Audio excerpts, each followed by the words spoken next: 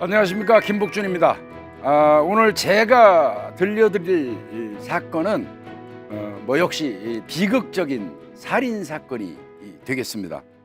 이 사건은 대한민국 최초로 법보행 기법이 이 법정에서 증거로 인정받은 의미 있는 사건이기도 하고요. 물론 다른 수없이 많은 정황 증거 등등이 범인을 가리키고 있었기 때문에 법보행 기법만으로 그 범인을 검거했다고 말할 수는 없지만, 그래도 대한민국 최초로 법보행의 증거 능력이 법정에서 인정됐던 그런 사건으로 기록이 되기도 했었습니다. 이 사건을 기원으로 해서 지금 이 수사기관에서는 수사 과정에서 법보행 기법을 상당히 많이 활용하고 있기도 합니다.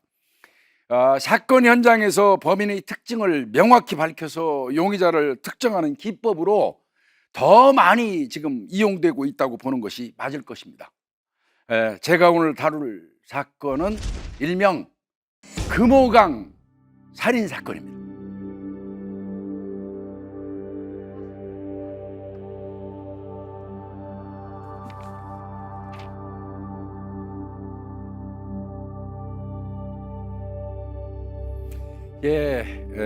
오늘은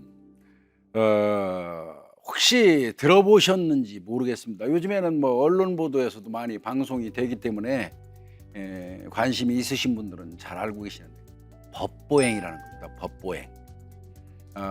보행이죠, 보행. 걷는 거.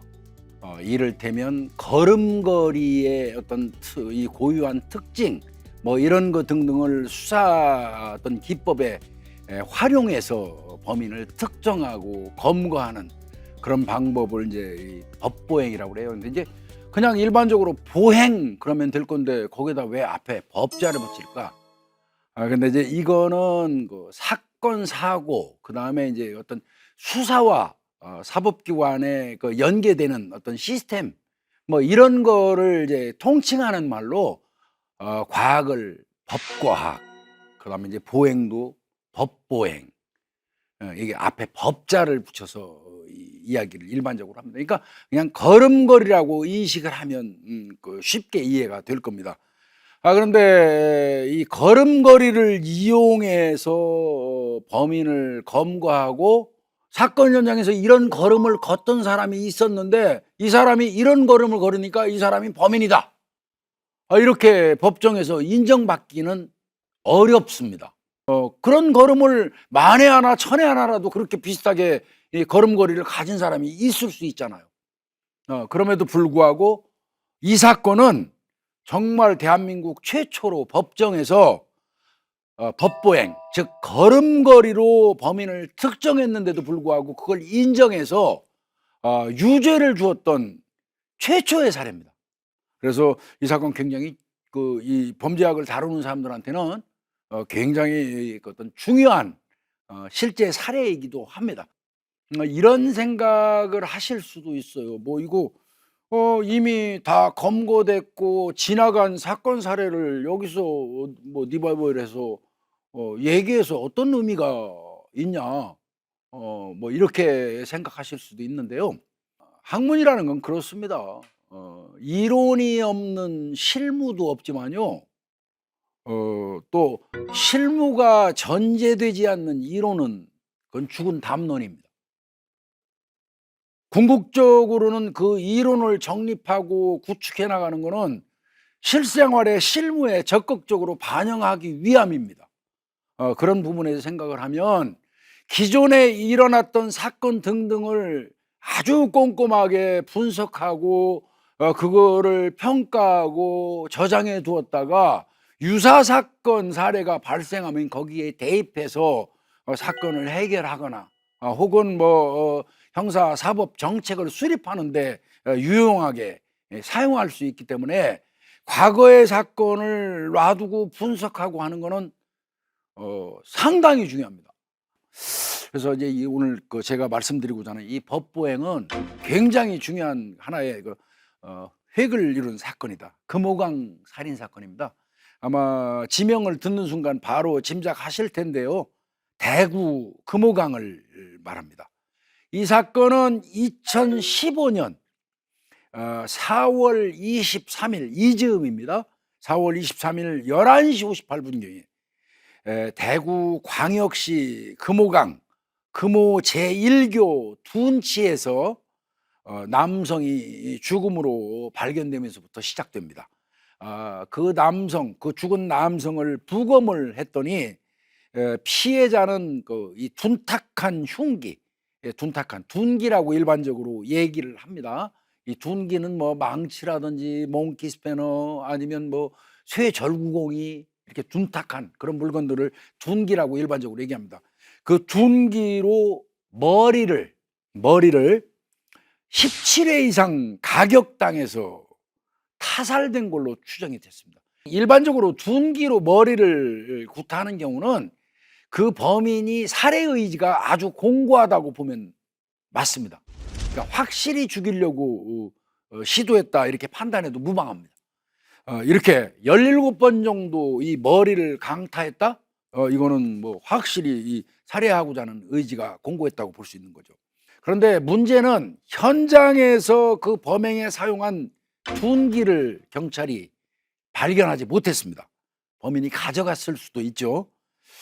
그리고 그때 쓰러진 피해자는 검정색 가방을 소지하고 있었는데 쓰러진 데 옆에 검정색 가방이 놓여 있었어요. 이 사건 참 아프더라고요. 보면서 저도. 회사에서 지급한 빵과 우유가 썩은 채 발견이 됐습니다. 아마 회사에서 지급한 빵과 우유를 가지고 나와서 집에 가서 먹으려고 가다가 살해된 걸로 추정이 됩니다. 구체적으로 좀 더 시신의 상태를 좀 살펴보면요, 시신은 하늘을 보고 누워 있었어요. 하늘을 보고 누워 있었고 머리 쪽으로는 콘크리트 하수관이 있는데 둔치 쪽이니까 하수관에 머리가 이렇게 기대어져 있었고 거기에 하수관 쪽에 비산혈흔이 묻어 있었습니다. 근데 여기서 굉장히 중요한 부분이 뭐냐면요, 혈흔도 이 낙하혈흔이라는 게 있고 비산혈흔이라는 게 있어요. 좀 더 구체적으로 여러 장르가 있지만요, 이제 쉽게 구분하면 이 낙하혈흔은 높은 데서 뚝뚝 떨어진 그 혈흔을 말합니다. 근데 비산혈흔은 흩뿌려진 그 범행 과정에서 튀면서 흩뿌려진 이거를 비산혈흔이라고 일반적으로 얘기하는데, 이 비산혈흔이 피해자가 누워있는 머리 쪽에 있는 콘크리트 하수관 쪽에 이렇게 흩뿌려져 있다는 얘기는 여기서 딱 우리가 얻을 수 있는 게 그겁니다. 피해자가 쓰러진 상태에서 쓰러진 피해자를 가해자가 범인이 공격을 하는 과정에서 콘크리트 배수관 쪽으로 비산혈흔이 묻었다는 의미입니다. 그러니까 서 있을 때 공격했겠죠. 그리고 쓰러진 사람을 이어서 지속적으로 공격하는 과정에서 낮은 곳에서 비산혈흔이 발견됐다, 이렇게 현장 상황을 유추하면 되겠습니다. 시신 같은 경우는 이마에 4군데, 왼쪽, 그 다음에 앞머리 등등의 한 서너 개 정도의 열창, 찢어진 상처, 그 다음에 이 뒤통수 머리 중앙에도 여기 찢어진, 아마 여기를 급습받은 거로 보입니다. 그 당시가 4월 23일이다 보니까 상당히 높은 기온으로 부패가 상당히 진행됐기 때문에 얼굴은 알아볼 수 없었습니다. 그리고 이 시신에는 방어은이 전혀 없었어요. 방어은이 둔기로 14차례를 공격했는데 그걸 막으려는 과정에서 손에 난 상처를 방어은이라고 말합니다. 근데 방어은이 전혀 없었다? 면식범이 가까운 거리에서 머리를 급습했다는 걸 의미하기도 합니다. 누구나 나 모르는 사람이 내 옆에 다가오면 관심을 가지고 그 사람을 살펴보도록 돼 있어요. 근데 그런 노력이 전혀 없었다. 그리고 그 사람이 가까이 다가와서 급습해가지고 내 머리를 둔기로 강타했음에도 불구하고 저항을 못했다? 이거는 면식범에 의한 소행일 가능성이 상당히 높다고 보는 게 맞겠고요. 한 대 맞고 푹 꼬꾸라져가지고 의식을 잃은 상태에서 마구 공격했기 때문에 막는 노력, 즉 방어은이 존재하지 않았다고 보면 됩니다. 그러면 1차 이 시신이 발견된 현장에서 건질 수 있는 건 딱 하나죠. 면식범 가능성이 압도적으로 높다.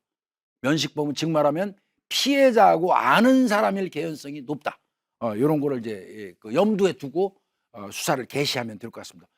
당연히 이건 살인 사건이기 때문에요. 대구경찰청 그다음에 이제 관할경찰서죠. 대구 북부경찰서 형사팀으로 구성된 수사반이 편성됩니다. 36명으로 수사반이 편성이 됐어요. 일단 수사팀이 구성이 되면 수사 방향을 정해야 됩니다. 수사 방향을 정하는데 이때 이 수사 방향은 어떤 식으로 정했냐면 현장의 참혹하고 잔인한 모습 등등으로 봐서 원한이 어느 정도 개입돼 있을 가능성은 높다. 그리고 면식범일 가능성이 높다. 요 정도의 수사 방향은 기본적으로 설정을 했습니다. 자, 그런데 이제 여기서 중요한 거는 지금 여기 숨져 있는 사람은 과연 누구냐가 먼저 밝혀져야지 그 사람 주변을 중심으로 해서 범인을 유추할 수 있겠죠. 그래서 신원 확인을 합니다. 속히 이 지문을 채취해서 의뢰를 하고요. 지문을 이제 현장에서 뜨고 그 다음에 제일 중요했던 거는 이 사망한 사람이 입고 있던 작업복, 이 작업복을 좀 형사들이 주목했어요. 봤더니 이 가슴 쪽에 땡땡 공업사라는 상호가 붙어 있었어요. 공장 상호가. 조립 공장입니다. 조립. 뭘 조립하는 공장인데 무슨 공업사 이렇게 작업복을 입고 있었어요. 그러니까 당연히 형사들은 그 인근에 있는 그 공장으로 쫓아갔죠. 쫓아가 가지고 지금 현재 이 공장에 다니다가 급작스럽게 연락이 두절된 사람이 있는가 여부에 대해서 물어보니까요. 공장 측에서 그렇지 않아도 직원 중에 한 명인 윤모 씨가 4월 5일 날 회사에서 퇴근을 한 다음에 4월 5일 날 퇴근을 한 다음에 현재까지 연락이 두절됐다. 그러면 지금 시신이 발견된 거는 4월 23일이니까요. 4월 5일 이후, 그러니까 상당히 시간이 흘러서 시신이 많이 부패됐던 걸로 보이기는 하죠. 그래서 이제 그러면 그 윤 씨는 도대체 어떤 사람이냐 조회를 합니다. 경찰이. 이 사람은 4월 12일 날 경찰에 미귀가자 실종 신고가 돼 있는 사람이에요. 그 실종 신고를 한 사람은 그 윤 씨의 큰 아버지야 사촌형이었습니다.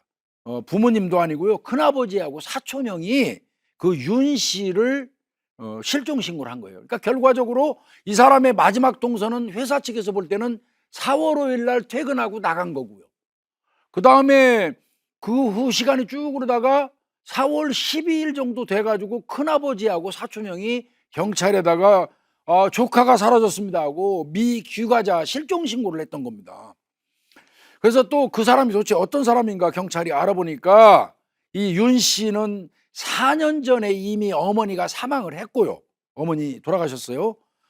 그리고 형제도 없는 외동입니다. 외동. 혼자예요. 그리고 유일한 가족이 한 사람이 있는데 그 아버지는 시각장애인입니다. 시각장애인이고 그마저도 또 요 최근에는 치매 때문에 심신이 상실된 상태로 있었어요. 그래서 이 윤 씨는 본인도 결혼도 하지 않은 상태에 있었고 사실상 아버지는 요양원 같은 데에서 있고 자기가 월급 받아서 그냥 보내주는 정도. 그러니까 세상에 가족도 없는 상태에서 홀로 혈혈단신이라고 볼 수 있겠죠. 그러다 보니까 이 신고마저도 4월 5일 날 없어졌는데 4월 12일 날 한참 지난 다음에 그나마 큰아버지가 또 사촌형이 신고가 됐던 겁니다.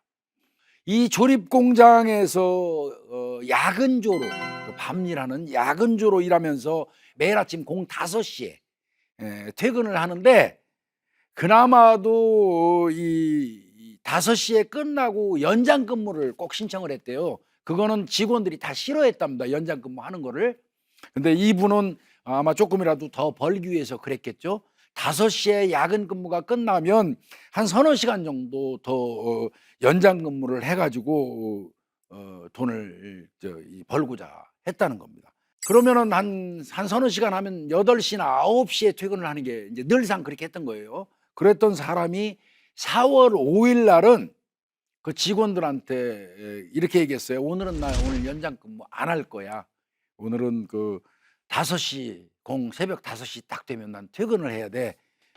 만날 사람이 있어. 이러고 그날은 연장 근무를 안 하고 나갔다는 겁니다. 4월 5일 날. 그게 공장에서 이 사람의 마지막 행적입니다.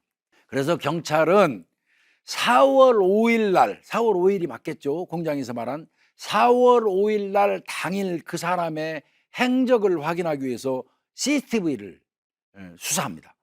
봤더니 5시 04분경 퇴근하고 바로 직후입니다. 공장을 나가는 모습이 확실히 찍혀 있습니다. 당일날 착용한 옷도 시신이 발견됐을 때 입고 있던 옷과 동일합니다. 그러니까 윤 씨 맞아요. 그리고 잠시 후 5시 07분경에 어떤 남성과 같이 이 윤 씨 자기 집 쪽으로 걸어가는 게 나옵니다. 만나기로 했던 사람일 것 같습니다. 어떤 남성과 같이 가요. 그리고 5시 36분경 정도의 CCTV를 보니까 지금 시신이 발견된 그 장소 산격대교라고 그래요. 그 산격대교 부근으로 이렇게 또 걸어가는 게 찍혀 있어요.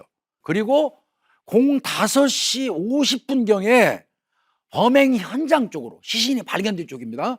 범행 현장 쪽으로 갈 때는 이 피해자 윤 씨만 혼자서 걸어가요. 혼자 걸어갑니다. 그 당시에 같이 걸어가고 있던 동행했던 남성은 그때는 안 보여요. 그리고 06시경이 됐어요. 06시경에 참 희한한 일입니다. 들어갈 때는 같이 안 들어갔는데 06시경 CCTV를 보니까 사건 현장 쪽에서 들어갈 때 안 보였던 남성이 나오는 게 보입니다. 도로변 쪽으로. 그럼 이 남성은 도대체 어느 쪽으로 가가지고 사건 현장으로 들렸다가 다시 나온 건지 모르겠습니다. 근데 이제 그나마도 이 사람이 나오는 모습은 어렵게 찾았어요. 경찰이. 큰 도로 건너편 주유소 CCTV에 잡혔는데요. 거의 점 형태로밖에 안 보였어요. 그거를 경찰이 확대 작업과 선명화 작업을 해가지고 겨우 찾아낸 겁니다. 그 동행한 남성은 확대해서 보니까 야구 모자를 쓰고 있었고요. 후드 티셔츠를 착용하고 외투 앞을 전부 여몄어요. 다 여며가지고 얼굴을 거의 가리다시피 했고요. 당일날 공교롭게도 비가 좀 왔습니다. 그 우산을 쓰고 있는 상태예요. 그러면 CCTV는 위에서 아래쪽으로 비치우는 형태잖아요. 이런 경우라면 그 사람의 얼굴을 특정하는 건 거의 불가능합니다. 그러니까 있으나마나한 CCTV 영상을 확보한 거예요. 범인의 얼굴은 확인할 수 없었고, 다만 이런 경우라고 할지라도 그 사람의 신장 정도는 키가 몇 센치 정도 되는지 정도는 추정할 수 있죠. 형사들은 그거라도 건졌다고 그러면 굉장히 고무적이라고 생각합니다. 분명한 거는 형사들이 여기서 하나 제대로 건진 건 그겁니다. 약속이 있다면서 연장 근무를 안 하고 새벽 5시에 나갔다. 그 다음에 5시 한 04분 정도 됐을 때 그 윤 씨하고 동행한 흰 가방 든 남성이 있었다. 그 두 사람은 가까운 관계처럼 보였다. 이겁니다. 그러니까 최초의 사건 현장을 보고 면식범으로 인식했던 거와 일맥상통하는 부분이 있는 겁니다. 형사들은 여기서 상당히 희망을 갖죠. 자, 일단은 피해자의 인적 사항이 확인됐기 때문에 피해자를 중심으로 해서 피해자하고 원한 관계가 있거나 치정 관계가 있거나 채권 채무 관계가 있거나 하여튼 피해자를 중심으로 해서 주변 수사를 해나가는 게 수사의 기본이겠죠. 경찰이 탐문을 시작합니다. 사망한 그 윤 씨의 친구 중에서 윤 씨가 사망했을 걸로 추정되는 4월 5일 그 시간대에 확실하게 타 지역에 있거나 해가지고 그 사건하고 연관이 없을 만한 사람들을 윤 씨 친구 중에서 추립니다. 그런 사람들을 추려가지고 그 영상을 가지고 가서 보여줘요. 이거 보여주면서 이 영상 보면 여기 윤 씨 맞는데 요 옆에 이 사람은 누군지 혹시 알까? 이런 내용입니다. 물론 그때 물어볼 때도 이게 살인 사건이라는 이야기는 일치하지 않습니다. 일치하지 않고 사망 같은 거를 미리 말해버리면 사건 꼬이거든요. 그렇게 해서 이제 물어봅니다. 그런데 그 사람이 한 사람이 있었어요. 경기도 쪽에 거주하던 사람이 전혀 사건 현장하고 알리바이가 확실한 사람이에요. 딱 보더니 그 사람이 영상 보자마자 추호도 망설임이 없었어요.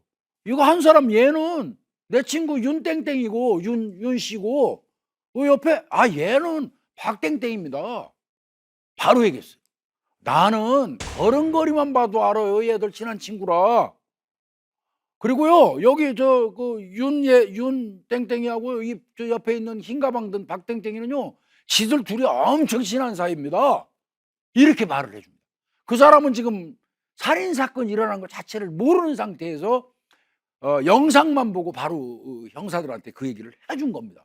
형사들 거기서 굉장히 흐뭇했을 겁니다.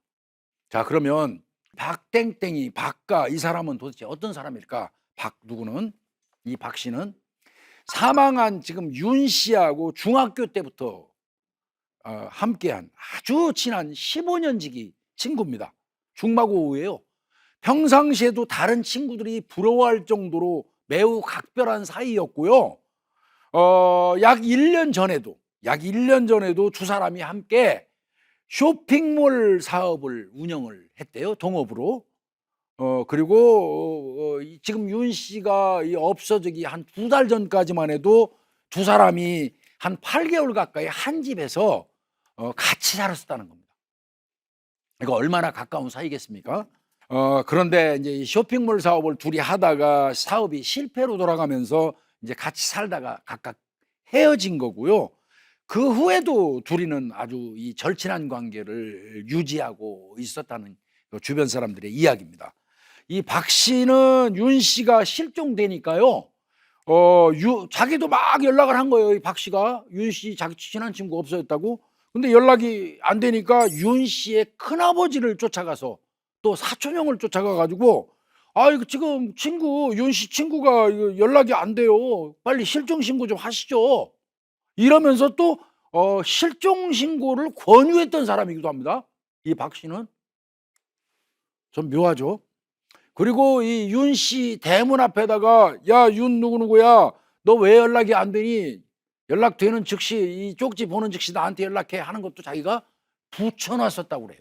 그럼에도 불구하고 형사들 입장에서는 지금 박 씨가 가장 유력한 용의자입니다. 그리고 이제 주변 친구들 얘기를 들어보니까 윤 씨가 이제 사망했으니까 장례를 치렀겠죠.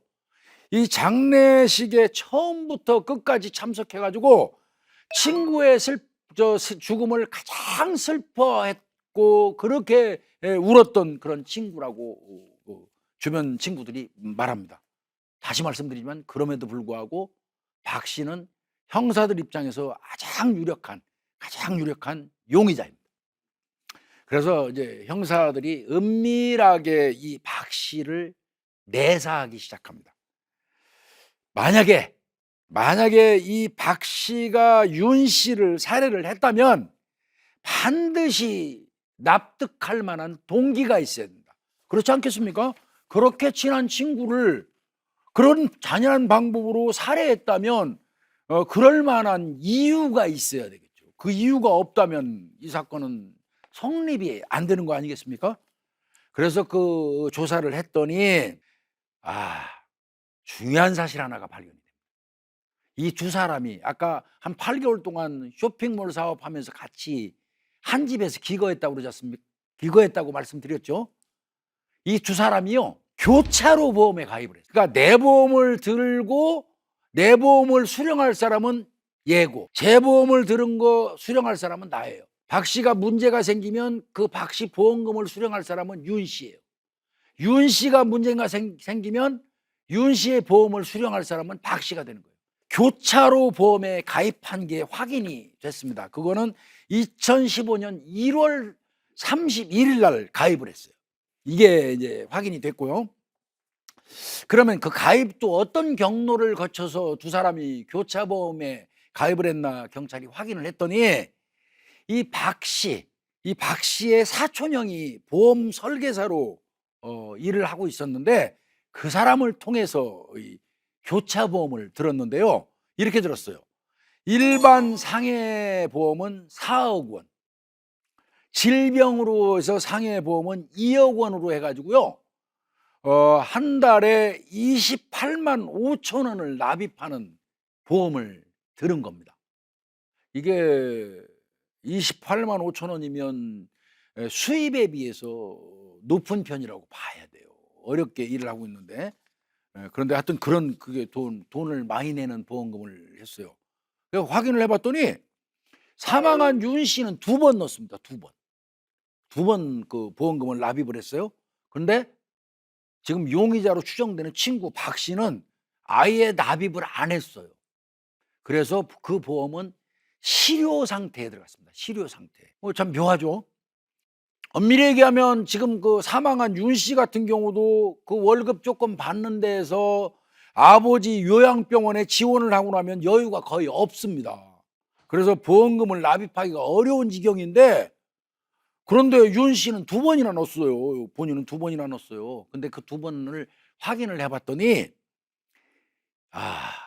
이 박 씨가 자기는 자기 보험을 안 넣으면서 윤 씨가 보험을 못 넣게 되니까 한 번은 현금으로 윤 씨한테 줘서 28만 5천 원을 보험금을 납입하게 만들고요. 또 한 번은 통장으로 30만 원을 또 입금을 해줘 갖고 윤 씨가 자기 보험금을 내도록 2번을 지원을 해줍니다. 그러면서 정작이 자기 보험은 자기는 안 넣었어요. 이거 뭔가 봐도 이상하지 않습니까? 왜? 그 보험의 수익자는 본인이니까요. 이건 범죄의 어떤 그 이 동기가 충분히 될 수 있는 상태가 되는 겁니다. 이 형사들이 아마 눈이 번쩍 뜨였을 거라고 저는 생각이 들어요. 그래서 인제 그 형사들이 박 씨를 주목하게 됐고요. 좀 더 또 조사를 해 보니까 이 박 씨 같은 경우는 그 당시에 채무가 한 6천만 원 정도 있었어요. 그래서 본인도 어려운 삶을 살아가고 있는데 친구한테 보험료를 이체까지 해 주면서 꾸준히 2번 정도 이 보험을 유지할 수 있도록 해 줬다? 그 생명보험을 유지해 줬다? 이건 뭐 아무리 봐도 의심스럽지 않습니까? 그런데 이 윤 씨 실종으로부터 한 일주일 뒤에 이 박 씨의 그 사촌 형한테 연락해서 실종 신고하라고 한 것도 인제 풀리는 거죠. 어? 이래서 이게 일부러 실종 신고를 하라고, 나는 범인 아니라는 거를 간접적으로 시사하기 위해서 본인이 적극적으로 나와서 가지고 "대문에다가 연락해라." 붙이고 그 어렵게 그 윤 씨의 사촌 형을 쫓아다니면서 찾아 가지고 가족만이 실종 신고할 수 있으니까 "실종 신고하세요. 실종 신고하세요." 하고 이렇게 했다는 거 아닙니까? 이게 오히려 형사들로부터는 더 의심을 사게 됐던 겁니다. 그래서 이제 박 씨를 조사를 합니다, 형사들이. 제일 먼저 질문한 건 당연히 그거겠죠. 교차보험이겠죠.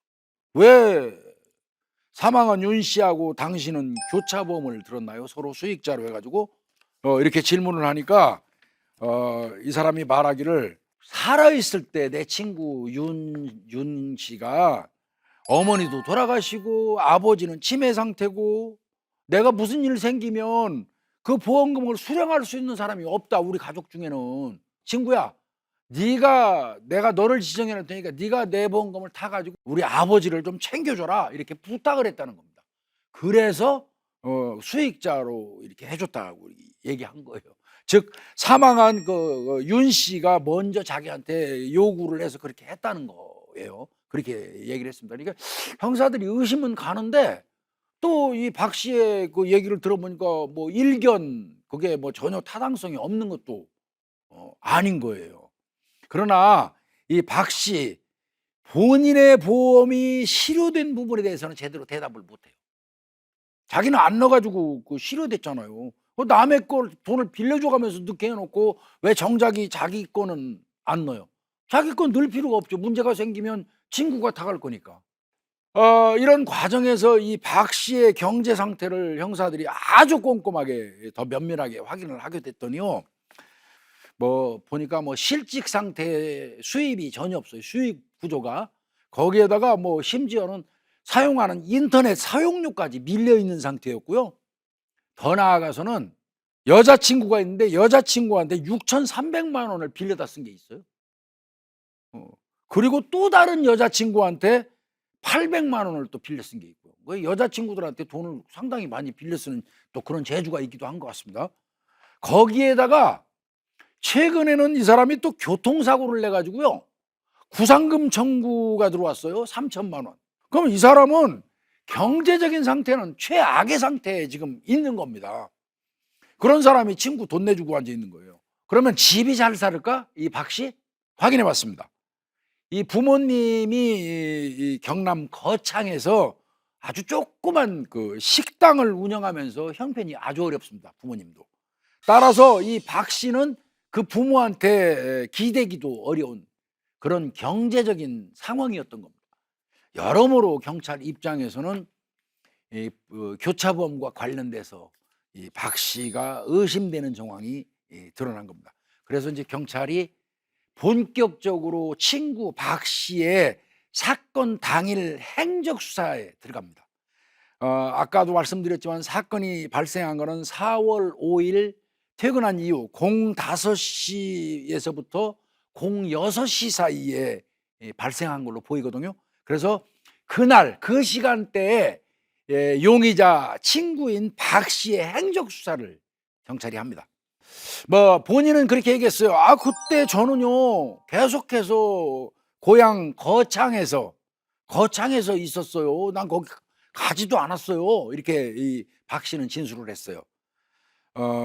그래서 이제 이 거창 쪽에 이 박 씨의 동선을 파악하기 위해서 CCTV를 전부 이제 확인을 했더니 당일날 00시 30분경, 밤 12시 30분경에 거창에 있는 편의점을 이용하는 게 CCTV에서 확인이 됩니다. 그때까지 거창에 있었어요.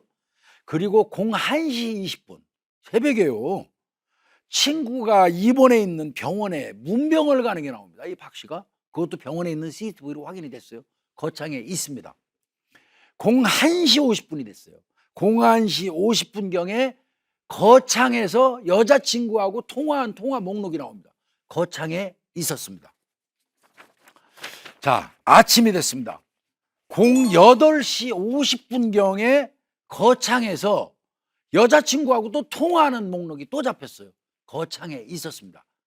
그러나 아까 01시 50분경에 여자친구하고 통화했죠. 01시 50분. 그리고 한참 텀이 지난 다음에 08시 50분경에 또 여자친구하고 통화를 했죠. 그러면 그 사이에 공간이 있죠. 7시간. 그 7시간을 경찰이 공백 없이 찾아내야지 박 씨의 동선을 완벽하게 확인한 거고 문제가 없으면 알리바이가 깨지는 거예요. 근데 그 7시간을 형사들이 잃어버린 7시간을 어떤 형태로건 찾아야 될 입장이 된 겁니다. 그래서 형사들이 계산을 해보니까요. 7시간 동안 그러면 거창에서 대구까지는 왔다 갔다 할 수 있을까? 그게 안 되면 애초에부터 성립이 안 되니까. 그랬더니 거창에서 대구까지는 1시간 정도의 거리입니다. 그렇다면 7시간이 비잖아요. 7시간이면 충분히 오고 갈 수 있는 시간이 되고 거리도 되는 겁니다. 그러니까 이 7시간 사이에 무슨 일이 있었을 수도 있다는 뜻입니다. 그래서 이때부터는 형사들이 박 씨의 7시간 행적 찾기에 들어갑니다. 잃어버린 7시간. 그 시간대가 새벽 시간대라면 이 사람은 대중교통을 이용할 수가 없겠죠. 기차나 버스는 없을 테니까요. 그래서 형사들이 유출을 합니다. 또 박 씨는 차를 가지고 있지 않아요. 그러면 박 씨가 만약에 범인이라서 거창에서 대구까지 왔다면 뭐를 이용할 수밖에 없을까요? 그러면 택시밖에 없는 거예요. 형사들이 그거를 착안을 했어요. 택시밖에 없다. 만약에 거창에서 그 7시간 내에 왔다 갔다 했다면 택시를 이용했을 것이다 하고 형사들이 추정을 했어요. 그래서 거창 시내의 전역에 있는 CCTV를 다 확보를 합니다. 거창 시내 그 CCTV 전역에 있는. 그래가지고 그날 새벽 01시부터 아침 09시까지 거창 시내 전역을 오고 간 택시 8,000대입니다. 8,000여 대를 전부 다 확보했습니다. CCTV로. 전역을 오고 간 차량이 8,000여 대, 거창 시내. 그 차량 8,000여 대 중에서 택시만 또 골라서 찾은 게 580대. 택시를 580대 추리고 그 택시 중에 대구를 다녀온 택시만 찾으면 되겠죠. 그런 수사를 개시를 했습니다. 어렵게 580대 택시기사들을 1대1로 만나가지고 전부 확인했어요. 4월 5일은 뭡니까? 식목일입니다. 그래서 유리한 부분이 있었습니다. 사실 4월 5일 날 기사님 대구 갔다 온 적 있나요? 근데 장거리를 뛰면 택시기사분들이 기억을 못할 수가 없습니다. 그래서 580대 580명의 택시기사를 상대로 형사들이 탐문을 했더니 한 택시기사가 또렷이 그 당시 상황을 기억하고 있었습니다. 그날은 식목일이고 비가 오고 있어서 일찍 집에 가려고 하고 있는데 손님이 하나 탔다는 겁니다. 그런데 그 손님이 상당히 특이했다는 거예요. 차에 타더니 어디 갑시다 이런 말을 하지 않고 메모지를 떡 꺼내서 보여주는 거예요. 택시기사분한테 메모지를. 그 메모지에는 이렇게 쓰여 있었어요. 제가 목이 아파서 말을 못합니다. 대구 본리 사거리까지 택시비가 얼마인가요? 이게 써 있었어요. 마치 사전에 준비한 것처럼. 택시기사분은 7만 원 주세요 하고 얘기를 했답니다. 그렇게 말을 하니까 군소리도 안 하고 5만 원권 한 장과 10,000원짜리 지폐 2장을 선지급하라는 겁니다. 선지급. 원래 목적지에 도착해서 돈을 주는 거거든요. 근데 그 사람은 선지급을 하더라는 거예요. 메모지로 목적지를 말하고. 그러니까 얼마나 택시기사분이 기억이 뚜렷하겠습니까? 그래서 이제 그 택시기사분하고 같이 가서 거창 어디에서 그 사람을 태웠나요? 이걸 확인합니다. 같이 갔더니 요 지점에서 그 사람을 태웠어요. 그래서 형사들이 왜 거기를 데려갔냐면 그 지점을 비추는 CCTV가 주변에 있는지를 확인하기 위해서 간 겁니다. 아니나 다를까 태웠다고 하는 승차 지점 인근을 형사들이 살펴보니까 그 인근에 CCTV가 있습니다. 그래서 그 CCTV를 확보해가지고 확인을 했더니 역시 맞습니다. 박씨, 그 친구 박씨가 택시에 타는 모습이 찍혀 있었습니다. 그러면 확실한 겁니다. 박씨가. 거기 그 CCTV에 찍혀 있는 그 인상착의는 처음에 윤 씨가 회사에서 나와가지고 흰 가방 들은 남성하고 걸어갔던 CCTV 영상이 있지 않습니까? 그때 거기에 나왔던 옷차림새하고 같습니다. 그러니까 누가 봐도 박 씨는 맞는 거예요. 다만 뭐 두 개 다 얼굴은 명확하지 않았습니다. 그런데 형사들이 이때부터 얼굴은 CCTV가 아무리 나와도 얼굴은 염이고 감쌌기 때문에 안 나와요. 후드티 뒤집어 쓰고. 그래서 형사들이 이때 주목한 거는 얼굴이 아닙니다. 입고 있는 옷, 인상착의와 그 사람의 걸음걸이입니다. 걸음걸이를 수백 번, 수십 번, 수천 번 돌려서 봤어요. CCTV를. 걸음걸이는 사람마다 고유의 특성이 있습니다. 절대 바꿀 수 없어요. 의도적으로 걸음걸이를 뭐 바꿀 수는 있죠. 연출할 수는 있지만 의식 없이 움직일 때 걸음걸이는 바뀔 수 없습니다. 그것도 하나의 고유의 특성이에요. 형사들은 얼굴을 알아볼 수 없기 때문에 CCTV를 수도 없이 돌려보면서 영상 걸음걸이에 주목했습니다. 그리고 이 영상을 분석 의뢰하기까지 합니다. 이 박 씨가 경찰에서 또 조사를 한번 받았잖아요. 자기 알리바이 때문에. 그때도요, 박 씨가 조사받고 나갈 때 형사가 몰래 따라가서 뒤에서 영상 촬영을 다 했어요. 왜? 그거 해놓은 것과 윤 씨하고 같이 걸어갈 때 첫날 그때 걸어가던 모습과 택시 거창에서 탈 때 CCTV 영상의 걸음걸이와 세 개를 비교 분석하면 동일인지 여부를 알 수 있지 않습니까? 그래서 형사들이 그것도 준비를 미리 했던 거예요. 조사할 때 뒤따라가서 경찰서 뒤 후정에서 찍어놨어요. 그 세 개의 영상을 분석 의뢰를 해가지고 동일인지 여부를 이제 알아봐 달라고 한 거예요. 그 결과 동일인으로 추정된다는 회신이 왔습니다. 화면 속에 있는 남자는 양측 내반슬 보행, 양측 내반슬 안쪽으로 이렇게 굽은 거, 요거는 오자형 다리라고 생각하시면 됩니다. 내반슬 보행, 오자형, 오다리 아시죠? 오다리고 양측 오다리 형태에서 양측 보행할 때는 외족지 보행을 한대요. 바깥에 있자 외족지. 즉 말하면 오다리 형태를 가진 사람이 팔자걸음을 걷는다는 겁니다. 아주 특이하죠. 오다리를 가진 사람이 팔자걸음을 걷는데 그 중에서도 또 특히 왼쪽 이 다리는 걸음은 원회전 이렇게 원을 그리면서 걷는다는 겁니다. 비틀거리면서. 이 세 개의 걸음걸이 특성이 이 사람한테 다 있더라는 겁니다. 세 개의 영상에 다. 그래서 동일인이라는 겁니다. 근데 이런 걸음걸이는 결코 흔치 않아요. 흔치 않은데 이 사람은 아주 특별하게 이 부분이 있었던 겁니다. 그리고 이제 그러니까 형사들이 그 세 개의 영상을 가지고 또 주변에 이 사정을 잘 모르는 친구들을 또 만나가지고 또 보여줘요. 그걸 세 개의 영상을. 이게 누군 것 같아요? 하나같이 그냥 바로 얘기합니다. 박땡땡입니다, 우리 친구. 그러니까 뭐 거의 이 박 씨가 맞는 거죠. 그러니까 뭐 형사들 입장에서, 경찰 입장에서는 이 사건을 더 이상 망설일 필요가 없어진 겁니다.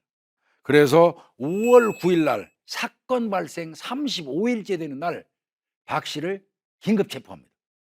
긴급 체포했고요. 계속 이제 체포한 상태에서 추궁에 들어갔죠.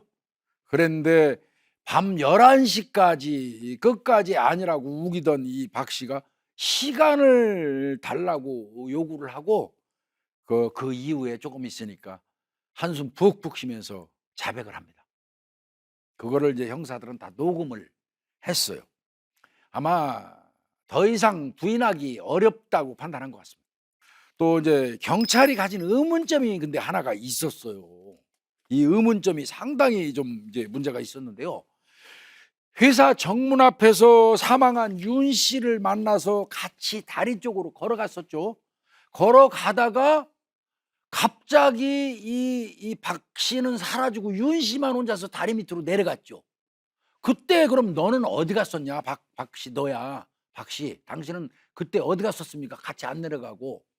물어봤더니 가다 보니까 거기 내려가는 게 찍히면 안 되겠더라는 거예요. 그래서 친구한테, 윤 씨한테 그랬대요. 야, 너 먼저 내려가. 나 대변이 좀 보고 싶어. 그러면서 거기서 빠졌다는 겁니다. 그러니까 친구, 이 피해자 윤 씨는 다리 쪽으로 가고 본인은 그 정도 즈음에서 사라진 거예요. 그러니까 CCTV에 안 잡힌 거고요. 도로 위쪽으로 이렇게 우회해서 가가지고 그쪽에서 이제 오는 친구 윤 씨를 내려다본 거예요. 내려다 보니까 한 3m 정도 이 높이에요. 저기 내려가서 윤 씨를 어떻게 해야 되는데, 친구를 어떻게 해야 되는데 내려갈 방법이 없을까 하고 내려다 봤더니 마침 현수막이 거기 달려 있고 현수막 끈이 이렇게 있더라는 겁니다. 늘어져서. 그 높이에서 현수막 끈을 밟고 내려가 가지고 친구를 공격할 수 있겠구나, 그렇게 판단을 했다는 거예요. 그렇게 진술을 했어요. 그 말이 진술이 나오자마자 형사들 득달같이 그 현장으로 갔습니다. 실제로 가보니까 그 이렇게 우회에서 돌아간 위쪽에서 보니까 현수막 끈이 이렇게 늘어져 있고 형사가 그 사람이 했다는 그대로 현수막 끈을 밟고 내려가 보니까 3m 충분히 내려갈 수 있는 그런 구조로 돼 있던 겁니다. 그러니까 명백한 거죠. 즉 말하면 경험해보지 않은 사람은 지어낼 수 없는 이야기를 박 씨가 했기 때문에 이건 명백히 박 씨가 진실을 말하고 있는 거예요. 즉 범인인 겁니다. 그것도 형사들이 이런 경우에는 그러면 네가 이왕 자백했으니까 현장 그림을 한번 쭉 그려봐. A4 용지 하나 줘요. 그래서 쫙 그립니다. 뭐 여기 콘크리트 배관이 여기 있었고 전봇대는 여기 있었고 친구는 요쯤에 쓰러져 있었고 요 그림을 그리도록 했으니까 다 그렸어요. 그거 확보하고 그거 현장을 보지 못한 사람은 그릴 수 없는 그림입니다. 현장에 이 박 씨가 안 갔다면 그 그림 그릴 수가 없겠죠. 그래서 범인인 겁니다. 그리고 이제 현장으로 데려가서 다른 맘 먹기 이전에 잽싸게 형사 입장에서는 현장 검증을 처음부터 끝까지 어떻게 걸어오다가 어떻게 내려가서 어떻게 공격했고 하는 걸 현장 감정을 얼른 해가지고 체증을 딱 해둬버려요. 박 씨는 사건이 이 검찰로 넘어가기 전까지 이 경찰 담당 형사한테 참회의 눈물을 흘리면서 돈 때문에 싸우다가 친구를 죽였다고 2차 자백까지 합니다. 그러니까 확실히 자백을 한 거예요. 문제는 유사한 걸음걸이 이외에는 박 씨가 범인이라고 특정할 만한 다른 증거가 없어요. 오로지 걸음걸이 하나 갖고 박 씨라고 단정 짓는 것밖에 없는 거예요. 그리고 그 당시에는 국내에서 걸음걸이를 분석하는 법보행이 법정에서 증거로 채택된 사례가 없었다는 겁니다. 이게 형사들 고민이었어요. 자백 이외에 그 직접적인 증거는 없는 거예요. 사용했던 그 범행 도구라도 있어갖고 거기서 지문이라도 나오면 좋은데 그마저도 확보에는 실패를 했고요. 그런 상태에서 뭐 어찌됐건 그래도 끝까지 자백하고 본인이 했다고 그러니까 형사들은 믿고 구속 상태에서 검찰로 사건을 송치한 겁니다. 그런데 2015년 11월 27일 1심 재판에서 검찰이 그 윤 씨하고 이 박 씨 두 사람을 다 알고 있는 공동 지인 있잖아요. 그 사람들과 그다음에 이제 법보행 전문가 이 그 두 사람을 증인으로 이렇게 내세워 가지고 CCTV에 나오는 요 사람이 박 씨라는 거를 이제 입증을 막 법정에서 해요. 그런데 그게 아까도 말씀드린 것처럼 우리나라 대한민국 법정에서 그걸 받아들인 역사가 없어요. 그런데 이거를 증거로 채택을 법정에서 해줍니다. 이 사례는 국내에서 최초로 법정에서 법보행이 증거로 채택되는 사례가 되었던 겁니다. 그리고 그거에 의해서 이 박 씨는 유죄 판결을 받고 무기징역을 선고받습니다.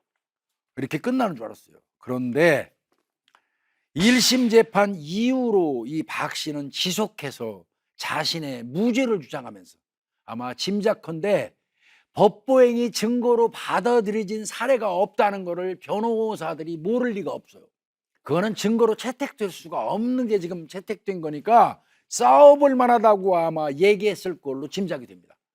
그러니까 이 박 씨 이 사람은 이 1심 재판에서 무기징역 받은 이후에도 나는 무죄라고 주장을 하면서 경찰이 CCTV 속에 있는 그 용의자하고 내 걸음걸이하고 비슷하다는 단지 그 이유만으로 나를 범인으로 특정 짓는 그런 표적 수사를 했다. 그리고 자백도 강요를 했기 때문에 이거는 나는 겁먹고 자백했으니까 무죄다. 이러면서 싸우자고. 뭐 경찰 입장에서는 진술 과정에서 전부 녹취하고 또 그랬기 때문에 강압수사할 수도 없었고 이 박 씨가 뭐 자백한 내용은 범인이 아니면 알 수 없는 경험한 거 아니면 알 수 없는 그런 세세한 부분까지 자세히 진술을 했는데 지금 와서 왜 헛소리 하느냐 이렇게 반박을 하면서 이제 다툼이 시작됐어요. 그런데 이 박 씨가 끝까지 포기 안 합니다. 교도소에서 KBS, SBS, MBC 이런 주요 방송사에다가 나는 친구를 죽였다는 누명을 쓰고 억울하게 무기징역을 살고 있다. 나는 내 결백을 좀 증명해달라 이런 요지의 편지를 계속 보냅니다. 그러니까 또 뭐 잘 아시겠지만 SBS 그 알 있잖아요. 그 알 프로에서 2016년 1월 23일 날 방영이 됐어요. 16회 방송. 이 부제가 뭐였냐면 살인범의 걸음걸이입니다. 여기에서 이 사건을 주제로 취재하고 다루게 돼요. 그러면 이제 여기서 이 박 씨 입장에서는 이 SBS 프로에서 자기의 결백을 좀 밝혀줄 줄 알았는데 취재를 딱 해보니까 방송국이 전문화된 방송 아니겠습니까? 거기에서 결백이 증명되기는커녕 거기에 출연한 법보행 전문 분석가들이나 프로파일러들이 입을 모아서 박 씨가 진범이라는 분석을 내놔버립니다. 그러니까 박 씨 입장에서는 오히려 이게 황당한 꼴이 된 거죠. 피하려다가 이제 자신의 이 범죄가 공고해져 버리는 그런 이제 일이 돼 버린 거죠. 이 사건은 그럼에도 불구하고 만약에 이 사람이 끝까지 자백을 하지 않았더라면 상당히 어려울 수 있었습니다. 사람의 걸음걸이 가지고 그 사람이라고 얼굴도 완전히 드러나지 않은 상태에서 특정하는 거 이거 쉽지 않은 일입니다. 이 법정신은요 99명의 범인을 놓치더라도 한 사람의 억울한 사람을 만들어서는 안 되기 때문에 엄청나게 까다롭고 엄격합니다. 얼굴이 아예 보이지 않는 상태에서 단지 걸음걸이만 가지고 그 사람이라고 단정 짓는 건 어렵거든요. 근데 이제 물론 아까 말씀드린 것처럼 그거 이외에도 이 사람이 범인임을 지목하는 여러 가지 이 직접 증거는 아니지만 정황 증거, 간접 증거가 이 사람을 가리키고 있기 때문에 그게 아마 합쳐져서 법보행까지 인정이 되지 않았나 싶기는 합니다만은, 하여튼 이 사건은 법보행이 증거로 채택된 첫 번째 사례가 되고요. 유일한 이 증거인 현재로서는 이 법보행 하나가 유일한 증거잖아요. 단독으로 법정에서 증거로 인정되는 거는 뭐 이 사건 이후에도 어렵다는 거는 우리가 인식할 필요는 있습니다. 다만 이 사건을 계기로 해서 걸음걸이가 유사하다는 게 입증이 되면 다른 간접 증거, 정황 증거가 전부 모아져서 그것과 합쳐서 유죄 증거로 법정에서 채택될 수 있는 확률이 높아졌다는 그런 결론에 이르게 되는 것이죠. 그리고 이 사건 같은 경우는 특히 이 박 씨의 이 걸음걸이가 다른 사람들하고 현격하게 다르게 특이해서 우연히 다른 사람이 이 사람과 비슷한 그런 걸음걸이를 갖기가 솔직히 어렵습니다. 그래서 더더군다나 이 법정에서 받아들여지지 않았나 이런 생각이 듭니다. 그렇지만 결국 자백을 슬기롭게 받았고 국내 사법사상 최초로 이 법보행이 증거로 판사에 의해서 채택되면서 어떻게 보면 법보행의 위대한 족적을 남긴 그런 사건이 아닌가 싶습니다. 지금 현재 이 법보행이 이 사건을 계기로 해서요 일선 수사관들이 현장에서 CCTV 확보해 가지고 이제는 걸음걸이를 그냥 뭐 집중적으로 분석하고 하는 그런 어떤 그 수사 기법이 굉장히 활성화되고 있다는 거, 이건 명확합니다.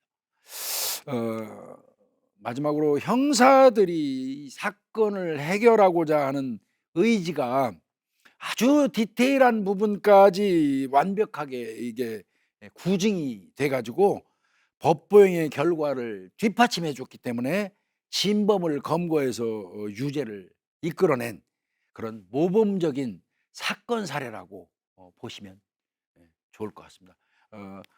돌아가신 그 피해자분의 명복을 빌고요. 이 사건 수사에 매진했던 제 입장에서는 후배 형사들의 노고를 치하면서 이번 시간 법보행으로 범인을 검거했던 금호강 살인 사건